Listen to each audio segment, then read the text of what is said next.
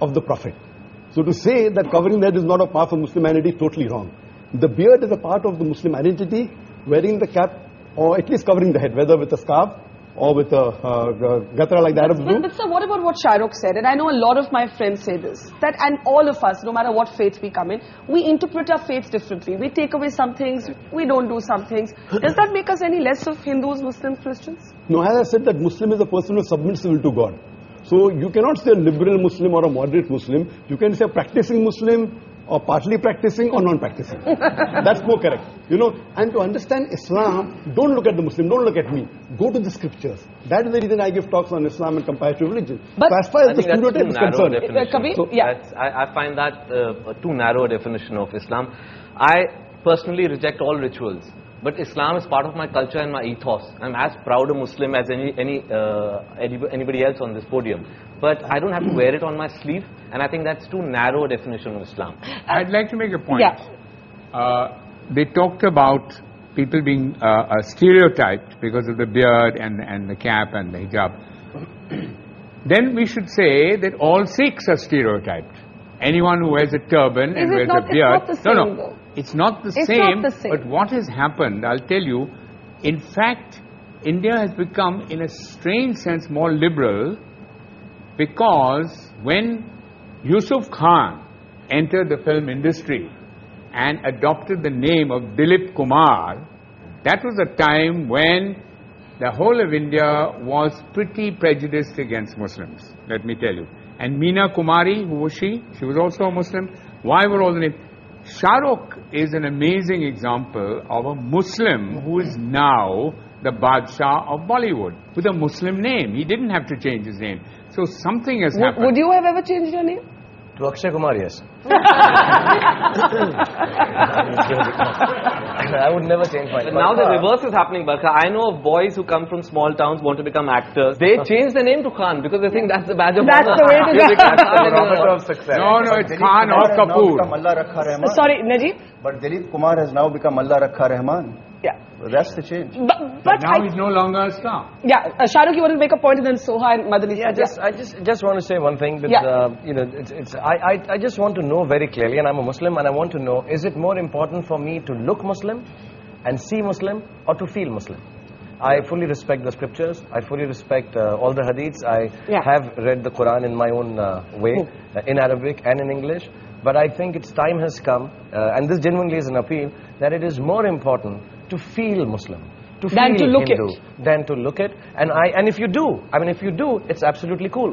And if you don't, it's absolutely cool. Dr. I quick response to that, and I got two guests waiting to speak. The best is to practice Muslim, is number one. Yes. Appearing is important, but lower down. I'm not saying appearing is the most important. For a person to practice Islam is more important. Beard comes lower down. Beard is not in the 70 major sins that it's not there. But you know, what about what Kabir is saying? And there was a story of a young boy whom I interviewed, who studies in a convent school in Madhya Pradesh. And he's a poor boy. And the school rules wouldn't allow him to wear a beard. He went all the way to the Supreme Court to say, I must be allowed to keep my beard. Otherwise, I prefer not to study. And he actually dropped out of school for a while because of that. The Supreme Court eventually ruled in his favor. And that is my next question, and I want to take that to Madani Saab. Madani Saab, you're a very interesting character for me, because at one level, you have organized, as Alex said, all of these fatwas against terrorism and all of that. But you also had a resolution against the singing of Vande Mataram. And these kind of resolutions, I know many of my friends would say is what stereotypes Muslims. बात ये है कि वंदे मातरम गाना बिल्कुल अलग चीज है। अलग चीज है। हाँ, गाने के लिए जिद करना बिल्कुल एक अलग चीज है। कोई जबरदस्ती गवाना चाहे और नहीं गाएं, या हम ये कहें हम नहीं गाते, तो फिर हम स्टीरियोटाइप हो जाएंगे। टेररिज्म की मुखालिफत करेंगे तो बहुत अच्छे हो जाएंगे। ये जो डबल मामला चलता है, ये ठीक नहीं।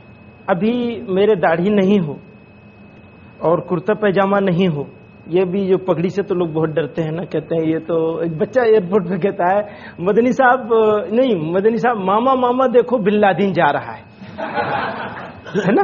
तो क्या हो गया है, अब ये सब मैं उतार दूं तो मैं एक रीजनेबल मुसलमान हो सकता हूँ, एक ऐसा मुसलमान हो सकता हूँ जो बहुत अच्छा आदमी है। और अगर मैंने ये पहन लिया तो ख्यालात मेरे कितने अच्छे हों।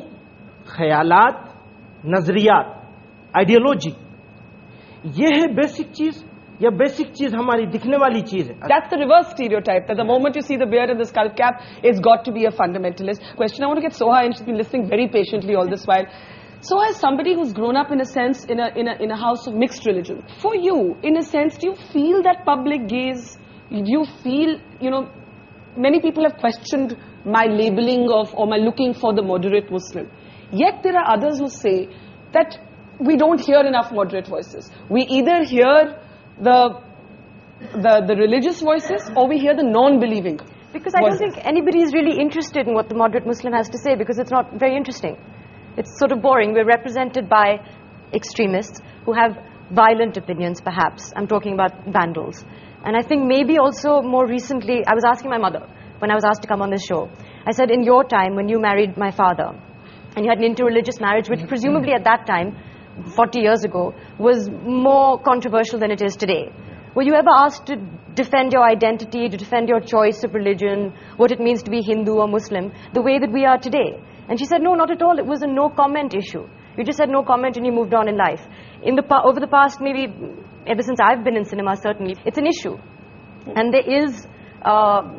people do ask me, do you feel aggravated by what is happening as a Muslim? Do you feel the need to stand up for your religion because it is being misrepresented in the media? And I think for me, religion is a very private matter. It's between my maker and me, and it's not something that I would want to discuss in any public forum, even this one.